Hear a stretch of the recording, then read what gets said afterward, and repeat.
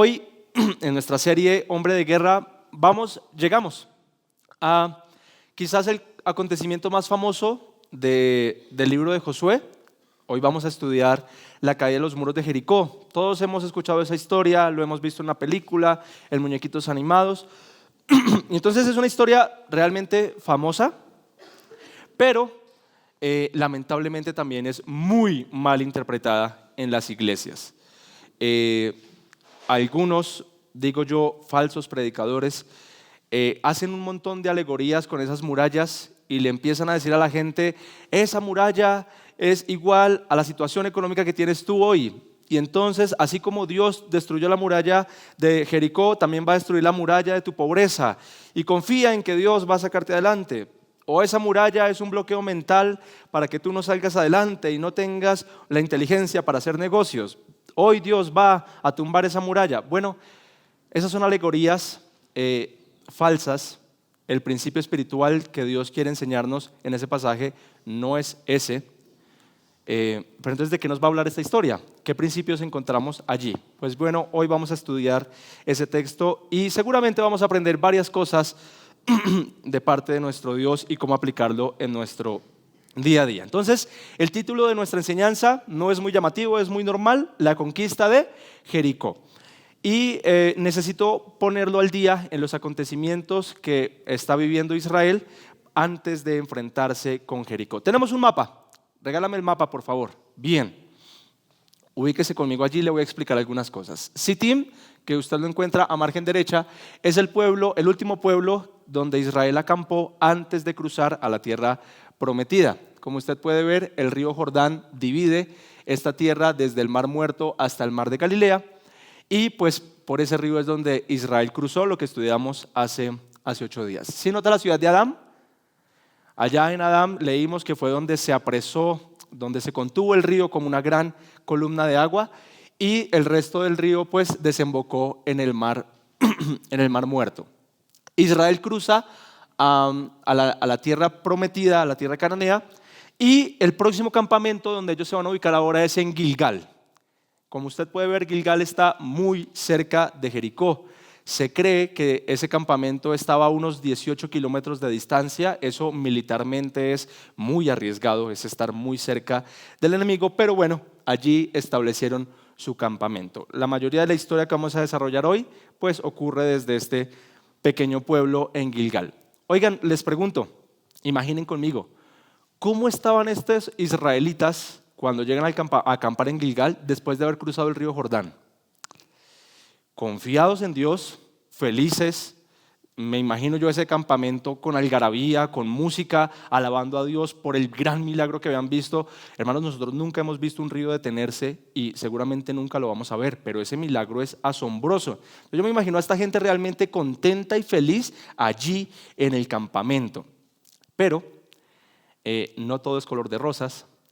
Las nubes grises también forman parte del paisaje, dice por ahí un filósofo contemporáneo, que si quieres también las rosas, si quieres las rosas también tienes que aceptar las espinas. ¿Qué ocurre en medio de esta alegría, de este jolgorio? Pues Dios habla con Josué y le dice: bueno, me alegra que estén tan contentos, eso está en el capítulo 5, pero yo necesito que este pueblo sea consagrado a mí. ¿Qué significa eso, Señor? Necesito, Josué, que circuncides a todos los hombres israelitas que están allí. ¿Cómo lo voy a hacer? Coge una roca de obsidiana, una roca de pedernal, dice la Biblia, y tú mismo, Josué, vas a circuncidar a todos los hombres. ¡Qué gran noticia!, ¿no?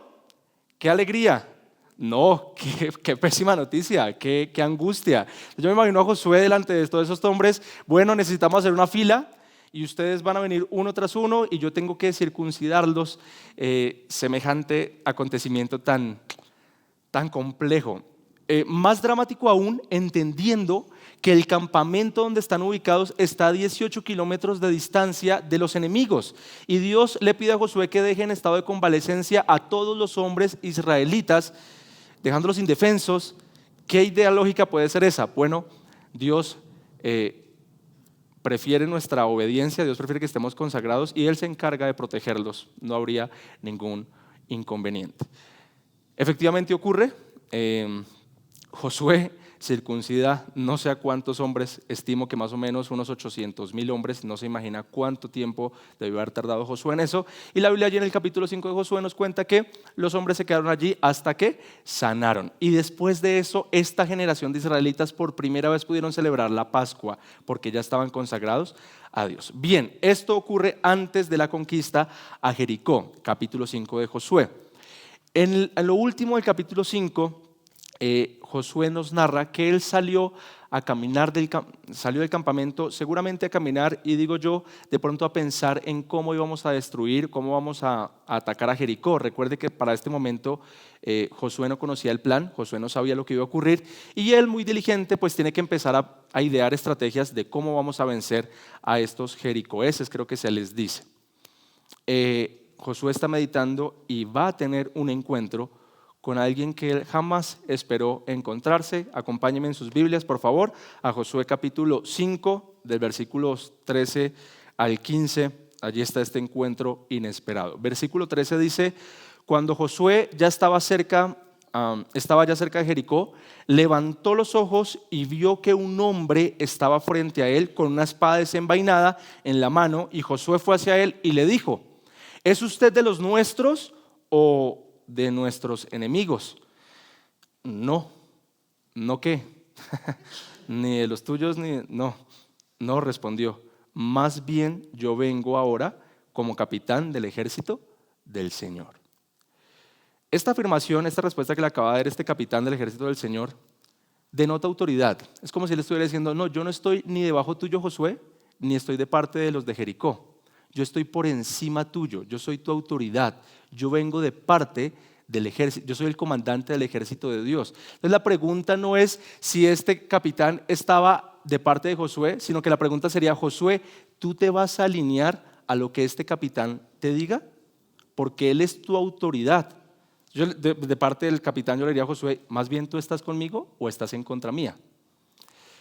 Creo que esto es importante, hermanos, porque a veces solemos pensar que Dios tiene que acomodarse a nuestros planes, que Dios tiene que acomodarse a nuestro estilo de vida, a lo que nosotros queremos, y es totalmente al contrario. Somos nosotros los que nos tenemos que alinear, ceñir a lo que Él ordena, a lo que Él manda.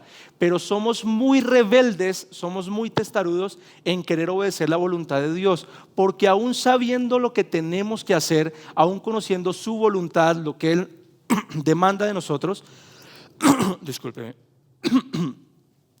no lo hacemos, no nos sometemos a su autoridad. ¿Y sabe por qué es? Porque tenemos problemas para reconocer que Dios es nuestra autoridad. Creemos que estamos en igual de condiciones a Él. Creemos que Él nos entiende, que Él tiene que alinearse a mis planes, que Él sabe por lo que estoy pasando, entonces Él me comprende. No. Nosotros debemos alinearnos a la autoridad de Dios. Y Josué le entendió perfectamente. Josué le dijeron: yo soy el capitán del ejército de Dios. Y mire la actitud de Josué. Y Josué se postró en tierra, le hizo reverencia y dijo: ¿qué tiene que decirle mi señor a su siervo? Entonces, versículo 15, el capitán del ejército del Señor dijo a Josué: quítate las sandalias de tus pies, porque el lugar donde estás es santo. Y así lo hizo Josué. ¿Recuerda que a alguien le ocurrió un suceso similar hace algunos años? ¿A quién fue? ¿Con quién? Con la zarza ardiente. Moisés vio un árbol que se quemaba pero no se consumía, fue allá y tuvo un encuentro personal con, ¿se acuerda el nombre que le reveló Dios allí? Jehová, yo soy el que soy, el tetragramatón. Yod-Heh Vav-Heh creo que se pronuncia, si no estoy mal. Y la presencia de Dios le dice a Moisés: quítate el calzado porque estás en lugar santo.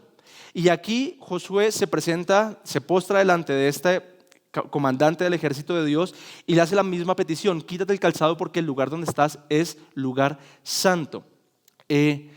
¿Delante de quién estaba Josué? ¿Quién es este comandante? ¿Será que era un ángel? Bueno, en ninguna parte de este texto se nos dice que fuera un ángel, solo le ponen un título: el comandante del ejército de Israel, de Jehová.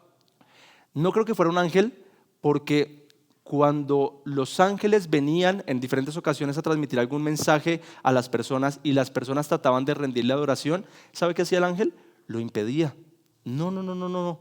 no me adores porque solo a Dios adorarás. Le pasó a Juan en Apocalipsis capítulo 20. El ángel estaba revelando las profecías y Juan se postra para adorarle y el ángel le dice, no lo hagas porque yo soy un consiervo tuyo. Y el ángel impide recibir adoración porque el ángel entiende que la adoración es solamente ¿para quién? Para Dios. Pero este personaje que está aquí ve a Josué postrarse, rendirle reverencia y no lo impide. ¿Quién es este personaje? Pues déjeme decirle que yo estoy completamente convencido de que estamos expuestos ante un concepto que se llama cristofanía. Cristofanía es una expresión de Cristo, una manifestación de Cristo en el Antiguo Testamento. Para mí, este comandante del ejército de Dios es la segunda persona de la Trinidad que se manifestó delante de Josué y recibe adoración de parte de Josué. Hermoso, hermoso. Cristo permea todas las escrituras. Ahora, ¿de qué van a hablar? Bueno, van a tener un consejo de guerra. ¿Sabe qué es un consejo de guerra? Consejo de guerra es cuando se sientan los militares a planear las estrategias de cómo van a destruir a los enemigos. Y se sientan, si me permite el término, Jesús, el comandante del ejército del Señor, con Josué a pensar en cómo destruir a los de Jericó. Y la información que va a recibir Josué pues es bastante extraña. Quiero que, la conversación la he dividido en algunos puntos y quiero que me acompañe allí en su material. Por favor, en primer lugar, escriba la promesa de la victoria. La promesa de la victoria. Como le digo, esta porción que acabamos de leer es lo último de Josué capítulo 5 y la conversación va a seguir en Josué capítulo 6.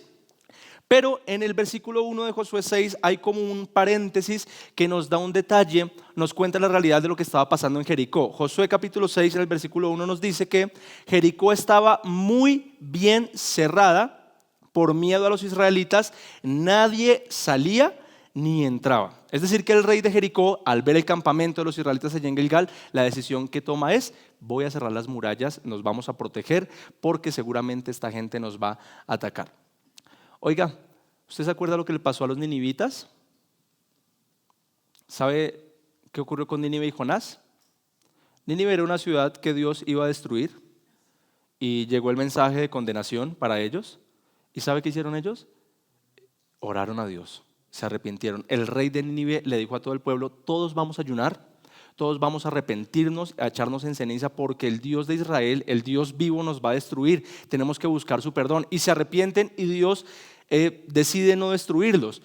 Muy contrario a la decisión que toman estas personas de Jericó. Ven que el Dios de Israel está allí, ven al pueblo de Dios allí, saben de los milagros, saben del poder que hay y el rey de Jericó se llena más de orgullo y prefiere confiar más en sus murallas antes de rendirse delante de Dios. Y estoy convencido y seguro de que si este hombre hubiese reconocido al Dios de Israel y manda a ayunar a su pueblo y arrepentirse, Dios los hubiese perdonado, como lo hizo con Nínive.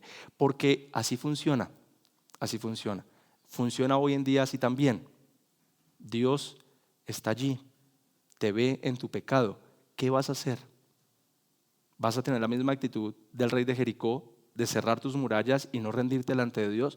¿O vas a tener la misma actitud que tuvo más bien el rey de Nínive, que se arrodilló y pidió misericordia delante de Dios? ¿Qué esperas? ¿Qué esperas que ocurra contigo?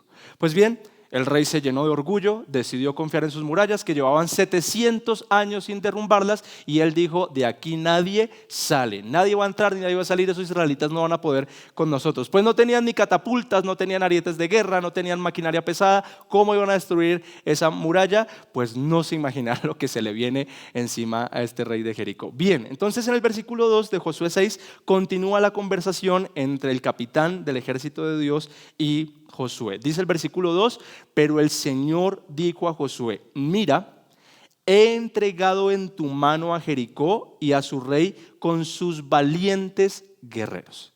¿Qué le está diciendo aquí a Josué? Josué, la victoria es tuya. Punto. No importan los factores, no importa la muralla, no importa que ellos tengan más ejército que tú, no importa el clima, no importa si ustedes se sienten pequeños, la victoria es tuya. Tuya. Si esta promesa, si esta frase la hubiese lanzado un ser humano común y corriente como usted y como yo, ¿cómo lo tildaríamos? De soberbio, de soberbio. ¿Por qué? Porque ninguno de nosotros sabe lo que va a ocurrir. Es decir, hoy en día nosotros creemos que mañana las cosas van a seguir como están andando hoy. Confiamos en que el trabajo va a seguir. confiamos en que mañana vamos a tener la misma economía, en que mañana vamos a tener la misma salud, en que mañana el sol va a volver a salir común y corriente, pero ¿sabemos que eso va a ocurrir?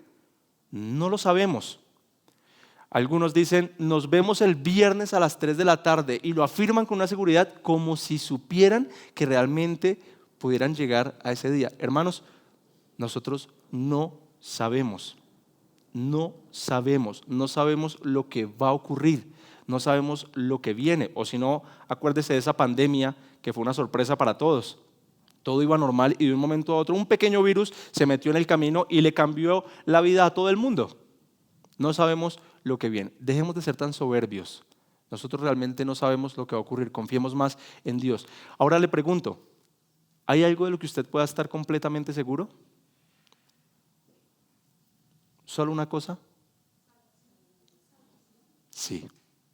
Solo hay una cosa de la que usted puede estar completamente convencido, y es que si usted está en Cristo no hay ninguna condenación para usted. Así como Josué escuchó estas palabras y seguramente le creyó, se llenó de aliento, de ánimo y pensó en su mente como, uy, qué alivio, o sea, ya la victoria es nuestra, y le creyó a Dios. Nosotros también tenemos que creerle a Dios esa promesa, que si yo estoy en Cristo no hay ninguna condenación para mí y nada ni nadie me podrá separar del amor de Cristo. Mire lo que dice Romanos capítulo 8 en el versículo 35. Preciosas palabras de Pablo. ¿Quién nos separará del amor de Cristo? ¿Será que tribulación, o angustia, o persecución, o hambre, o desnudez, o peligro, o espada? Es decir, Pablo aquí está diciendo, puede que esas cosas lleguen. Nosotros no sabemos si en un año nos va a llegar hambre, si nos va a llegar tribulación, si nos va a llegar escasez, si nos va a llegar pobreza, no lo sabemos. Pero ¿acaso alguna de esas cosas nos va a separar del amor de Cristo? No, ninguna. Versículo 37, pero en todas estas cosas somos más que vencedores por medio de aquel que nos amó, porque estoy convencido. Mire, eso ya no es soberbia, porque eso es un voto de confianza en lo que Dios le dijo que iba a ocurrir. Usted y yo podemos usar esas mismas palabras en esta ocasión. Estamos convencidos de que ni la muerte, ni la vida, ni ángeles, ni principados, ni lo presente, ni lo porvenir, ni los poderes, ni lo alto, ni lo profundo, ni ninguna otra cosa creada nos podrá separar del amor de Dios que es en Cristo Jesús, Señor nuestro. ¿Está completamente convencido de eso? Eso es de lo único en lo que usted puede estar seguro. Por lo tanto, es lo más importante que usted tiene, porque lo demás es efímero. Confiamos mucho en nuestras riquezas, confiamos mucho en nuestra salud, en nuestras fuerzas, cuando todas esas cosas se pueden ir en un abrir y cerrar de ojos. Pero en esta promesa de Dios podemos estar seguros. La Biblia dice que Dios es inmutable, Él no varía. La Biblia dice que lo que Él dice se hará. ¿Y quién de nosotros subirá al templo de Dios a decirle, ¿por qué haces esto? ¿Por qué haces lo otro? No, el consejo de Dios es sabio, el consejo de Dios se cumple, lo que Él dice se hace. Tenemos que confiar en nuestro Dios. ¿Y qué garantía en medio de una guerra que el Dios mismo le diga a uno, la victoria es tuya? Punto. La victoria es tuya. El Señor va a hacer lo que tenga que hacer para cumplir sus propósitos. Si el Señor decidió salvarlo, hermano mío, usted se puede parar en la cabeza y correr de Cristo todo lo que quiera, pero el Señor lo va a traer como Él lo quiera traer. Le doy un consejo: no sea tan rebelde, no sea tan duro, porque la disciplina del Señor ninguno la quiere. Pero ahí está la disciplina del Señor lista para corregirnos de ser necesario. Entonces, lo primero es que Josué recibe la promesa de que va a ser victorioso. Nosotros también somos más que vencedores en Cristo Jesús. Ahora viene la parte polémica de la conversación, segundo punto, y es el plan para la victoria. Por favor, escriba la palabra plan. Yo no sé qué expectativas tendría Josué del plan de Dios para él, pero seguramente no era esto lo que iba a escuchar. ¿Conoce la historia de cuál es el plan, cierto? Leámoslo juntos. Josué capítulo 6, versículos del 3 al 5, dice: este es el plan. Ustedes marcharán alrededor de la ciudad todos los hombres de guerra rodeando la ciudad a la vez, así lo harás por 6 días. Mire, en el capítulo 5 de Josué se nos cuenta que él selecciona a 40,000 guerreros, que habían 40,000 hombres listos para la guerra. Yo creo que los que van a dar las vueltas por Jericó no es toda la población de Israel, porque eran 2 millones de personas, y dar la vuelta a todo Jericó, eso era una tarea muy, muy larga, sino que yo creo que eran estos 40,000 hombres y unos cuantos sacerdotes que Dios también le va a pedir que incluya en este proceso. Entonces, primero le dice, todos los hombres rodearán la ciudad y así lo harás durante 6 días. Tendrían que dar una vuelta. Versículo 4. 7 sacerdotes llevarán 7 trompetas de cuerno de carnero delante del arca. Al 7º día ustedes marcharán alrededor de la ciudad 7 veces y los sacerdotes tocarán las trompetas. Y sucederá que cuando toquen un sonido prolongado con el cuerno de carnero y ustedes oigan el sonido de la trompeta, todo el pueblo gritará a gran voz y la muralla de la ciudad se vendrá abajo. Entonces el pueblo subirá, cada hombre derecho hacia adelante. Punto. Ese es el plan. Den vueltas durante 6 días. El 7º día den 7 vueltas y griten. Y créanme que las murallas se van a caer. Jericó lleva 700 años sin poder ser asediado, sin poder ser destruido. Era una ciudad, las murallas, ya se las he descrito aquí, era un mamotrejo de muro. Yo creo que Josué le creyó inmediatamente, pero póngase en los zapatos de Josué ahora, salir de allí a comunicarle a sus capitanes de guerra el plan. Qué complejo, qué complicado. Definitivamente, si tuviéramos que ponerle un título a este plan, ¿qué palabra usted le pondría? Solo una palabra. ¿Lógico? No. ¿Un plan racional? No. ¿Imposible? ¿Locura? Es una locura, hermano, es una locura. ¿A qué ser humano se le ocurriría que ese es un plan de guerra? No, es una locura. Y mire, Dios, yo no quiero sobreespiritualizar esto, pero a Dios le encanta hacer cosas locas, pero hay una razón de ser detrás de eso. Mire, cuando usted lee las Escrituras, se va a dar cuenta que Dios en repetidas ocasiones lanza unos planes tan extraños, tan raros, e incluso Pablo dice que el Evangelio de Cristo es una locura. ¿Qué es el Evangelio de Cristo?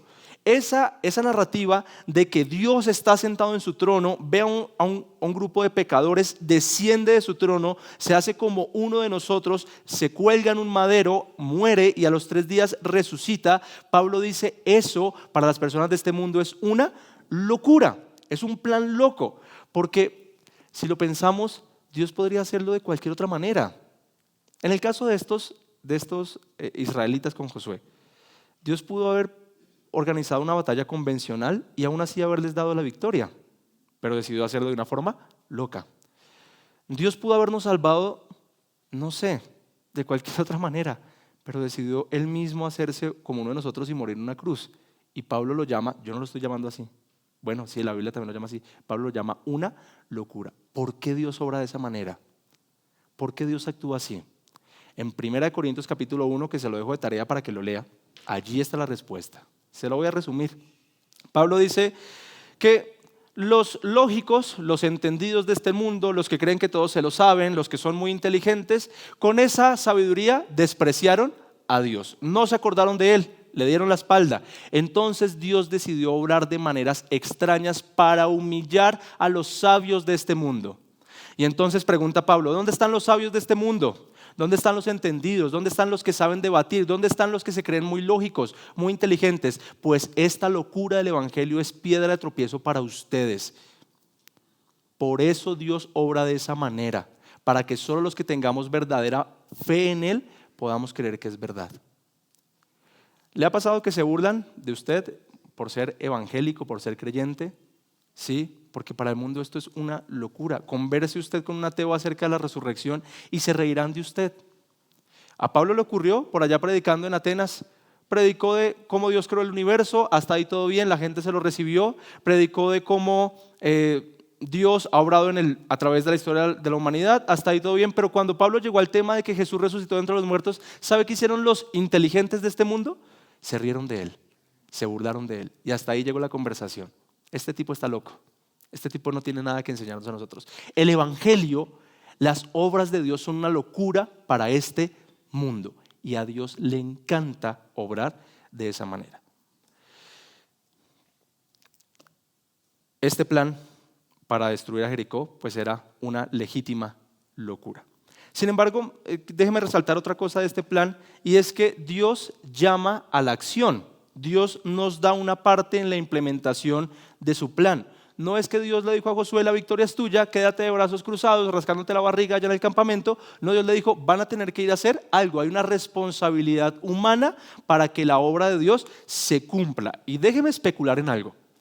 ¿Qué ocurriría, qué hubiese ocurrido si Josué le dice a Dios o al comandante del ejército aquí: yo no voy a seguir ese plan?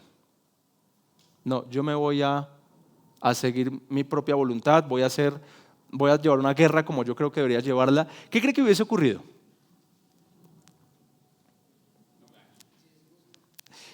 La lógica nos lleva a pensar que se enfrentan estos dos ejércitos e Israel es barrido por completo, porque Jericó era mucho más grande.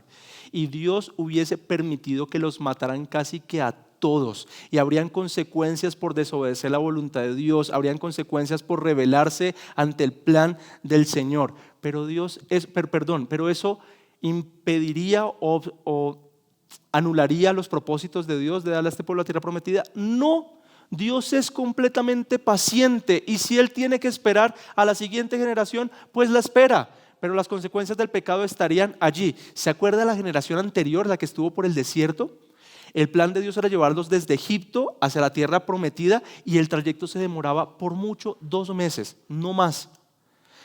Cuando llegaron a puertas de la tierra prometida en esos 2 meses, Moisés le dice a los espías: vayan y examinen la tierra. Van y revisan la tierra está llena de gente armada. Entonces regresan, dan el informe y la reacción de los israelitas es: no, Dios nos trajo aquí para matarnos. Lo mejor que podemos hacer es matemos a Moisés, matemos a Aarón, matemos a Josué, matemos a Caleb, busquemos otro líder y nos devolvemos para Egipto. Esa fue la reacción del pueblo. Y Dios les dijo: ¿ah, sí? ¿No van a seguir mi plan? ¿No van a confiar en mí? Pues vienen las consecuencias de su pecado. Van a vagar por el desierto 40 años. Y ninguno de ustedes va a poder entrar a la tierra prometida porque voy a hacer que todos mueran en el desierto. Dios es paciente para cumplir sus propósitos. Y mire, la siguiente generación llegó y tomó posesión de la tierra prometida. Hermanos, nosotros somos responsables de cumplir los mandamientos del Señor. Y que Dios nos libre de ser tercos ante lo que Él nos demanda, porque las consecuencias pueden ser muy, muy graves. ¿Usted le teme a las consecuencias del pecado? ¿Pero realmente le teme? Sí, pueden ser muy graves. Y Dios es paciente. Dios es paciente. ¿Cuál es el propósito de Dios con usted? Mira, el propósito con Israel era que ellos conquistaran a Jericó. Pero ¿cuál es el propósito de Dios con usted? Mire, Dios no quiere hacerlo rico, se lo prometo. No hay ninguna promesa de eso en la Biblia. Dios no quiere darle una familia feliz. Dios no quiere, no sé, que usted sea próspero en este mundo. ¿Sabe qué quiere Dios? Que usted sea la imagen de Cristo. Póngale ahí otro punto. Que usted se parezca a Jesús. Eso quiere Dios. Entonces, usted ya entiende el propósito. ¿Y cómo era Jesús? Pues perdonaba, misericordioso, oraba, buscaba al Señor, tenía una vida linda. ¿Cómo va usted con ese proceso? Bueno, si Dios va a hacer lo que tenga que hacer para que usted se convierta como Jesús, para que usted se parezca a Jesús. No entorpezca tanto el proceso, no sea tan terco. No sea tan testarudo, no seamos tan tercos, no seamos tan testarudos. Sabemos cuál es la voluntad de Dios, cuál es el propósito de Dios. ¿Por qué no tomamos responsabilidad de acciones ante el tema y nos facilitamos la vida? ¿Por qué no seguimos dando golpes contra la pared? ¿Por qué seguimos pecando tan deliberadamente? ¿Por qué seguimos recibiendo dinero que no debemos recibir? ¿Por qué seguimos mintiendo? ¿Por qué seguimos sin perdonar, con orgullo, con vanidad? ¿Por qué sigue con esas cosas? ¿Por qué no es humilde? ¿Por qué sigue firmando cosas ilícitas? ¿Por qué no se casa? ¿Por qué no se casa? ¿Está en abierta rebeldía contra la voluntad de Dios? ¿Cómo espera que Él reaccione? ¿Que le tenga misericordia, que le tenga... No, sí, yo te entiendo cómo estás? No. No, mire la actitud de Josué cuando se encontró con el capitán del ejército. ¿Qué quieres que haga yo, Señor? ¿Cómo me pongo a tu servicio? No, no, espérame y acomódate tú a mi voluntad. No, no, no. Hermanos, no seamos tan tercos y caminemos ceñidos a la voluntad de Dios. Seamos intencionales con eso. Dios nos está llamando a la acción. Parte del plan es que nosotros tenemos responsabilidad en ese propósito divino de salvarnos. Pues bien, el plan aquí era, van a dar esas vueltas y Dios le dice a Josué, bueno, ustedes van a tener una parte en eso. ¿Ok? Entonces ese es el plan. Tienen que dar vueltas. Aquí termina la conversación entre el comandante del ejército y Josué. Y de aquí en adelante ahora a Josué le toca salir a encarar al pueblo y contarle pues cuál es la estrategia. Tercer punto, principios para la victoria. Por favor, escriba allí. Principios para la victoria. Vamos a leer el desarrollo de la historia. Voy a leer como 7, 8 versículos para que me sigan la lectura. Van a estar allí en pantalla los textos. Josué capítulo 6, del versículo 6 al 14, dice lo siguiente. Josué, hijo de Nun, llamó a los sacerdotes y les dijo: tomen el arca del pacto y que 7 sacerdotes lleven 7 trompetas de cuerno de carnero delante del arca del Señor. Entonces dijo al pueblo: pasen y marchen alrededor de la ciudad y que los hombres armados vayan delante del arca del Señor. Después que Josué había hablado al pueblo, los 7 sacerdotes que llevaban las 7 trompetas de cuerno de carnero delante del Señor se adelantaron y tocaron las trompetas, y el arca del pacto del Señor los seguía. Los hombres armados iban adelante de los sacerdotes que tocaban las trompetas, y la retaguardia iba detrás del arca mientras ellos continuaban tocando las trompetas. Versículo 10, pero Josué dio órdenes al pueblo: no gritarán ni dejarán oír su voz, ni saldrá palabra de su boca hasta el día que yo les diga: griten, entonces gritarán. Así hizo que el arca del Señor fuera alrededor de la ciudad, rodeándola una vez más. Entonces volvieron al campamento y pasaron la noche en el campamento. Versículo 12, Josué se levantó muy de mañana y los sacerdotes tomaron el arca del Señor. Los 7 sacerdotes, llevando las 7 trompetas de cuerno de carnero, iban delante del arca del Señor, andando continuamente y tocando las trompetas. Los hombres armados iban delante de ellos y la retaguardia iba detrás del arca del Señor, mientras ellos seguían tocando las trompetas. Versículo 14, así que el segundo día marcharon una vez alrededor de la ciudad y volvieron al campamento. Así lo hicieron ¿por cuántos días? Por 6 días. Entonces allí está el desarrollo de lo que viene del acontecimiento. ¿Qué cosas encontramos en esta porción de la escritura? Lo primero, escriba por favor ahí en su material, sumisión. Esa palabra hoy en día causa escozor, le duele, lo usan como un insulto. Usted es un sumiso. Usted es una sumisa que hace todo lo que su esposo le dice. No sea sumisa. La sumisión es una virtud. La sumisión hoy en día se está perdiendo el respeto a la autoridad, a los roles, y por eso nos cuesta tanto ser sumisos. Ser sumiso no es malo, ser sumiso es una virtud. ¿Por qué digo que en este texto hay sumisión? Porque si somos estrictos con la lectura, Josué tenía todo el plan en la cabeza de los 7 días, pero si vemos bien, él no le cuenta al pueblo cuál es el plan completo, sino que a medida que van pasando los días, él les va contando lo que va a ocurrir. Entonces el primer día, Josué llega al pueblo, a este grupo de hombres, y les dice: bueno, vamos a poner unos hombres de guerra delante, los sacerdotes con el arca del pacto en la mitad, y detrás el otro paquete de hombres de guerra. Recuerden que eran 40,000, entonces de pronto 20,000 adelante, 20,000 atrás, los sacerdotes en la mitad. Y el primer día les dice: se van a organizar de esa manera y vamos a dar una vuelta alrededor de Jericó, marchando y tocando unas trompetas. Y arrancan estos hombres a dar la vuelta. ¿Usted se imagina la expectativa de la gente de Jericó al ver esto? ¿Usted se imagina la expectativa de estos hombres que iban a marchar al hacer esto? ¿Qué esperaban que ocurriera? No sé, tal vez un milagro inmediato, que al primer día iba a ocurrir algo, pero marcharon, dieron la primera vuelta. Seguramente el primer día en las murallas de Jericó nadie se asomó porque no sabían lo que iba a ocurrir, pero cuando terminan de dar la primera vuelta, Josué les dice: volvamos al campamento. ¿Y qué ocurrió el primer día? Nada. Nada. Llega el segundo día y Josué les da exactamente la misma instrucción y arrancan. Segundo día dan la vuelta, terminan de darla, regresan al campamento. ¿Y qué ha ocurrido? Nada.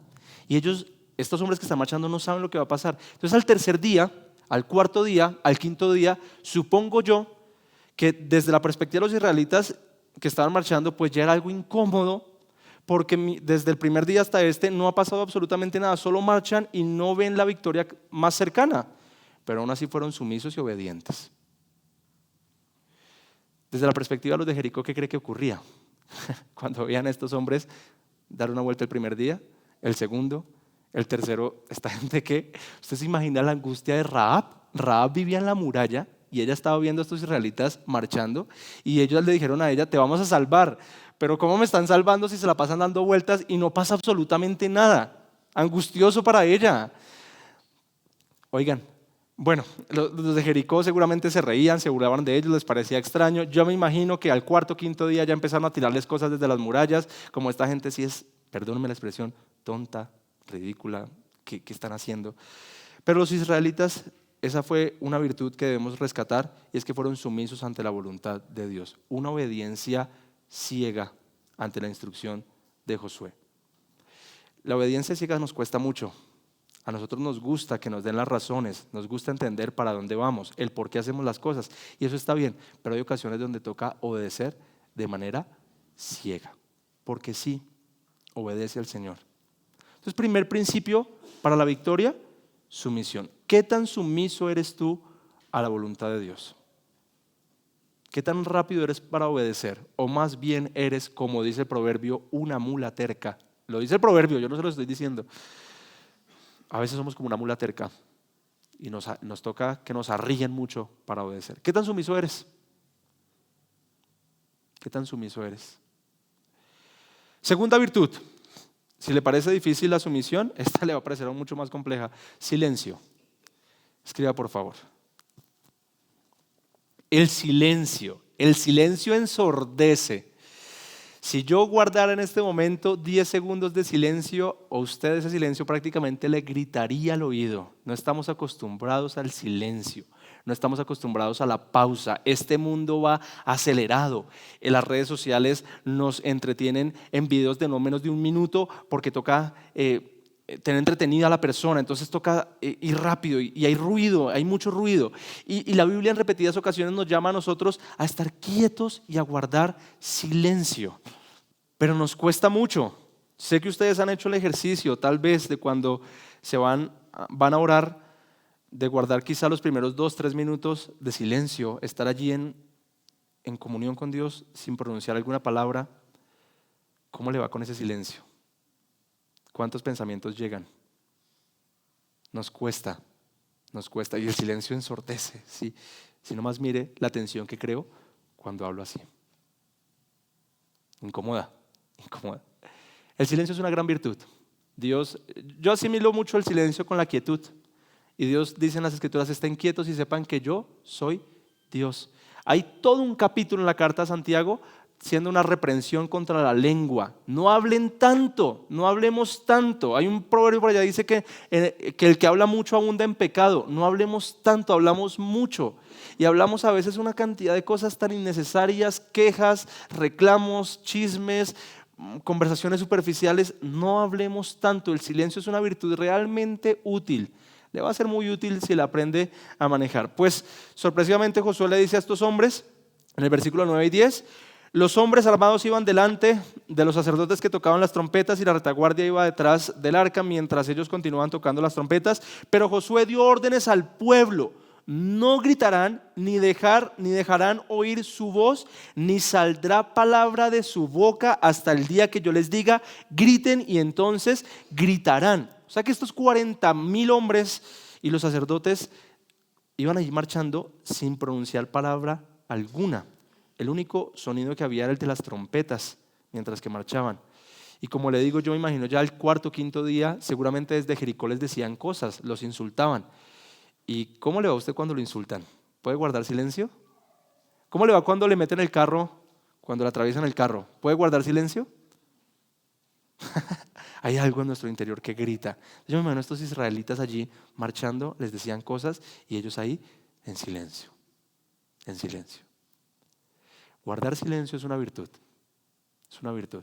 Le animo a que lo practique, a que no responda tan rápido ante las discusiones. Tómese un tiempo para meditar lo que va a decir, piense lo que va a decir. Tercera virtud que encontramos allí, tercer principio, el orden. Orden. ¿Qué tan organizado es usted? Yo tengo que trabajar en eso, se lo confieso. No soy tan organizado, necesito ser más organizado. Pero Dios es un Dios ¿de qué? De orden. Mire, por allá en la primera carta a los Corintios, en el capítulo 14, Pablo está hablando del hablar en lenguas. ¿Se ha visto los videos de la gente hablando en lenguas en internet? Y Pablo les dice, miren, si van a hablar en lenguas, que sea uno y que haya traductor. Si no hay intérprete, cállese, no hable en la congregación en lenguas. Y si hay intérprete, pues hable uno, a lo más dos, y por mucho 3 por cada reunión, no más. Y tiene que ser en orden. Porque no sea, dice Pablo, que los incrédulos vean que todos están hablando en lenguas de forma desordenada y digan ustedes están locos. Eso dice la Biblia. Dios es un Dios de orden. Y definitivamente hoy, cuando vemos ese tipo de congregaciones donde todo el mundo arranca a hablar en lenguas a todo grito y en desorden, pues ¿qué dice la gente de afuera? Están locos, están locos. Se cumple la escritura. Dios es un Dios de orden. Dios organizó, el ejército, el comandante del ejército le dijo a Josué, mira, este grupo de personas van delante, en la mitad va el arca del pacto con los sacerdotes y detrás va otro grupo de personas. Bien organizaditos, bien ordenaditos. Una vuelta al día y me imagino que había una marcha para seguir, un ritmo para seguir la marcha y bien organizado. Versículos 12 y 14 dice, Josué se levantó muy de mañana. ¿Cómo le va madrugando? Amén. Amén. Ustedes cantan temprano, yo te buscaré. Que no se quede solo en palabras. Y los sacerdotes tomaron el arca del Señor. Los 7 sacerdotes, llevando las 7 trompetas de cuerno de carnero, iban delante del arca del Señor, andando continuamente y tocando las trompetas. Los hombres armados iban delante de ellos y la retaguardia iba detrás del arca del Señor, mientras ellos seguían tocando las trompetas. Así que el segundo día marcharon una vez alrededor de la ciudad y volvieron al campamento. Así lo hicieron por 6 días. Pregunta, ¿estas personas tenían entrenamiento militar? No tienen ninguna formación militar, pero Dios les dice, van a marchar de forma organizada, en la siguiente estructura. Y de ahí no se salieron. Durante los 6 días, durante los 7 días, marcharon de forma organizada, disciplinada. ¿Cómo le va a usted con la disciplina? ¿Cómo me va? ¿Cómo nos va? Pecamos en eso. Los latinos somos muy laxos con nuestra disciplina. No somos organizados, no somos ordenados. El orden es una virtud. ¿Quiere otro principio para la victoria? Sea ordenado. Entonces, sea sumiso, guarde silencio, aprenda la virtud del silencio y sea organizado. Último en esta porción de la escritura, lo reduje en esta palabra porque no encontré otra. Reconocimiento. Escriba la palabra reconocimiento. ¿A qué me refiero con reconocimiento? Pues mire lo que dice el versículo 9. Los hombres armados iban delante de los sacerdotes que tocaban las trompetas y la retaguardia iba detrás del arca mientras ellos continuaban tocando las trompetas. ¿Quién iba en el centro de la marcha? El arca del pacto. Era el centro de atención, era lo importante. Desde la muralla los de Jericó verían a estas personas marchando y ¿qué sería lo más llamativo? El arca. ¿Qué es ese aparato que tienen ahí? ¿Por qué todo gira en torno a esa caja? ¿Por qué todo gira en torno a eso? Porque es lo más importante. Y el plan, si ustedes notan, el comandante del ejército no le dice a Josué que el arca debía ir en la mitad. Es Josué el que toma la decisión de poner el arca allí en la mitad. Puso en el lugar correcto a Dios. Reconozcamos a Dios, hermanos. Ese es un principio de la victoria. Reconozca que Él es el centro. Mire, Dios no está a su servicio, usted está al servicio de Dios. Dios no tiene ninguna obligación con usted, ninguna. Porque a veces pensamos que Dios tiene que darme esto, Dios tiene que darme lo otro. No. ¿Qué puedo hacer yo por ti, Señor? Tú estás en el centro.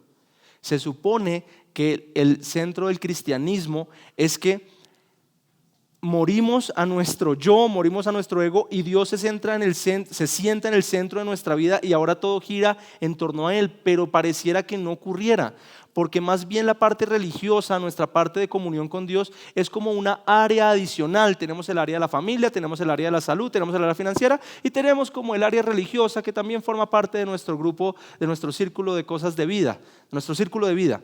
No. ¿Sabe quién debe estar en el centro? Dios. Dios debe ir en el centro. ¿Qué significa eso? Bueno, ¿cuánto tiempo ora usted al día? ¿Cree usted que lo que tiene hoy es por sus méritos, por sus logros, porque usted es muy capaz o porque Dios se lo ha dado todo? Si Dios le pidiera todo lo que usted tiene hoy, ¿se molestaría usted con Dios? Porque es que eso es mío y yo me lo he ganado. Todo es de Dios. Dios nos da las fuerzas para conseguir absolutamente todo. Dios es quien nos tiene hoy donde nos tiene. Si Dios no quisiera tenernos aquí, quién sabe dónde estaríamos. Reconozca a Dios en el centro de su vida, póngalo allí, ore, hable con Él, sea sumiso a su voluntad, obedezca los mandamientos, téngalo a Él como su prioridad, que todo el tiempo posible usted piense en Dios. Créame que ese es el mejor principio que yo le puedo dar. Si usted quiere tener una vida tranquila en este mundo, confíe completamente en Dios, confíe plenamente en el Señor. Entonces estas virtudes las encontramos en este pueblo durante la conquista a Jericó. Y llegamos ya, para terminar, al cuarto punto, la victoria. Semejante acontecimiento, versículo 20 y 21, dice: entonces el pueblo gritó y los sacerdotes tocaron las trompetas, y sucedió que cuando el pueblo oyó el sonido de la trompeta, el pueblo gritó a gran voz y la muralla se vino abajo. El pueblo subió a la ciudad, cada hombre derecho hacia adelante, y tomaron la ciudad. Versículo 21, destruyeron por completo a filo de espada todo lo que había en la ciudad, hombres y mujeres, jóvenes y ancianos, bueyes, ovejas y asnos. Uy, qué cruel ese Dios, cómo se le ocurre matar a todas esas personas. Vamos por partes. ¿Qué pasó con la muralla? Se cayó. Algunos dicen que fue un terremoto. Mire, si hubiese sido un terremoto justo en ese momento, eso no le quita nada de lo milagroso. Pero tuvo que haber sido un terremoto demasiado localizado, demasiado puntual y muy fuerte para tumbar esas murallas. Seguramente el terremoto hubiese también tumbado todo lo que estaba dentro de la ciudad, pero no fue así. Lo único que se desplomó fueron las murallas, porque Israel va a entrar y va a quemar absolutamente todo. Es decir, que lo que estaba dentro seguía en pie. Miren, yo estoy seguro de que esas murallas se bajaron como una cortina, porque la casa de Rahab, que quedaba encima de la muralla, cayó y quedó intacta. Tuvieron que ir a abrir la casa, eso usted lo puede leer ahí en Josué capítulo 6, y sacarla de allí. O sea que la casa no se destruyó. No hubo ningún muerto por la caída de esas murallas. Los muertos fueron porque Israel entró. Oiga, cantábamos ahorita en la tercera canción que nuestro Dios es soberano, que Él tiene el control de todas las cosas. Aún de esas cosas tiene el control. Aún de esas cosas. ¿Cree usted que Dios tiene el control de todas las cosas? Pero de todas las cosas. Y usted incluye en esa palabra todas las cosas. De verdad, todas las cosas. Todas las cosas. No. Le voy a decir una frase que no está en la Biblia, que algunos creen que está en la Biblia, pero eso está por allá en Don Quijote de la Mancha. No se mueve la hoja de un árbol si no es por la voluntad de Dios. ¿Cómo así que eso no está en la Biblia? No está en la Biblia, eso está en Don Quijote de la Mancha. Todo en este mundo está en absoluto control de nuestro Dios, hasta esos muros impenetrables, y se desplomaron. Dios tiene el control de todo. No tema, hermano, no tema. Ese mismo Dios de Israel que hizo este milagro es el que está hoy con usted. El que está hoy con usted. No tema, no se angustie, confíe en el Señor, confíe en el Señor.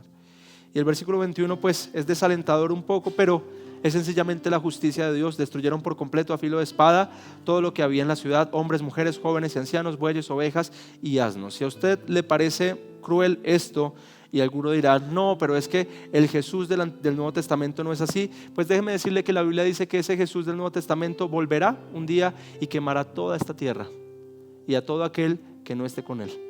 Él es el juez, Él, lamentablemente no, la Biblia dice que Él es el que enviará al infierno al que no haya creído en su nombre. El carácter de Dios Padre es el mismo carácter de Dios Hijo.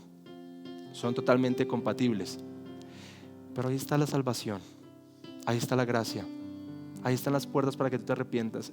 Y cierro con lo mismo que le dije al principio con el rey de Jericó. Si el rey de Jericó hubiese hubiese rendido su corazón a Dios, Dios hubiese tenido misericordia de él y lo perdonaba. Pero siguió fuerte en su orgullo, siguió firme en su orgullo. Y la pregunta para ti hoy es la misma: ¿qué vas a hacer? ¿Vas a rendirte realmente a Dios, a someterte a su voluntad, a seguirlo como Él como el comandante y tú como su siervo? ¿O vas a seguir de rebelde esperando que venga el juicio de Dios sobre ti? No quieres el juicio de Dios. Tú no quieres la justicia de Dios para ti. Tú quieres la misericordia y la gracia de Dios. Amén. Si usted le dejo de tarea que termine de leer el capítulo 6, usted va a encontrar allí cómo salvan a Rahab y todo el acontecimiento. Y lamentablemente, en medio de semejante victoria vienen los problemas. Dentro de 8 días le voy a contar qué ocurrió después de la victoria con Israel. Póngase en pie, por favor, y oramos juntos a nuestro Señor. Señor, creo que debemos reconocer todos que tenemos ciertos problemas de reconocer la autoridad. Lo decimos que tú eres nuestro Dios, que tú eres nuestro Señor, pero cuando tú hablas a través de las Escrituras, somos tardos para obedecer, somos tardos para ceñirnos a lo que tú nos dices. Perdón por eso. De verdad queremos que nos des un mismo corazón como el que tenía Josué, que apenas supo quién era este comandante, dobló su rostro, puso su rostro en tierra, se doblegó y la pregunta que hizo es tan vital: ¿qué quieres que haga por ti, Señor? Bueno, que hoy nosotros podamos decir lo mismo, Señor. ¿Qué quieres que hagamos por ti? Y allí está revelado en las Escrituras. Perdón por lo tercos que somos, Señor. Ayúdanos a ser fieles para poder vivir en victoria, para poder cumplir tu propósito en nosotros, Señor. Sabes que hay un anhelo genuino en nosotros de amarte, de obedecerte, pero está nuestra carne que nos lo impide, que nos jala para el otro lado. Que sea tu Espíritu Santo tomando el control en nosotros, Señor. Ayúdanos a ser también intencionales en hacerlo. Gracias por este sermón, por lo que aprendimos hoy y por guiarnos tanto, Señor, por guiarnos. Te amamos. En el nombre de Jesús oramos. Amén y amén.